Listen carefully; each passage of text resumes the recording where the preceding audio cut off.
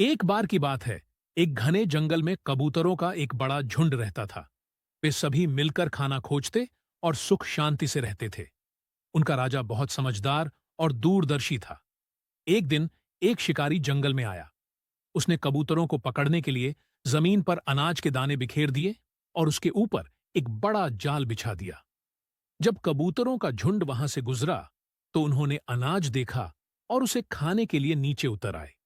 जैसे ही वे अनाज खाने लगे, वे शिकारी के जाल में फंस गए। अचानक उन्हें एहसास हुआ कि वे एक बड़ी मुसीबत में फंस चुके हैं। वे डर गए और जाल से निकलने के लिए इधर-उधर फड़फड़ाने लगे, लेकिन कोई भी बाहर नहीं निकल सका। जब सभी कबूतर परेशान थे, तो उनके राजा ने शांत होकर कहा, डरो मत। अगर हम सब मिलकर एक साथ उड़ने की कोशिश करें, तो हम इस जाल को भी अपने साथ ले जा सकते हैं। राजा के कहने पर सभी कबूतरों ने एक साथ जोर लगाया और उड़ने लगे। उनके एक साथ प्रयास करने से पूरा जाल हवा में उठ गया और वे शिकारी की आंखों के सामने से उड़कर दूर निकल गए। कबूतरों का झुंड जाल को लेकर उड़ता हुआ अपने एक पुराने मित्र चूहे के पास पहुंचा। कबूतरों के राजा ने चूहे से मदद मांगी। चूहा बहुत चतुर था।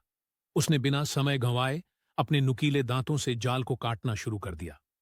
थोड़ी ही देर में जाल पूरी तरह कट गया और सभी कबूतर आजाद हो गए। इस कहानी से हमें यह सीख मिलती है कि एकता में बहुत शक्ति होती है।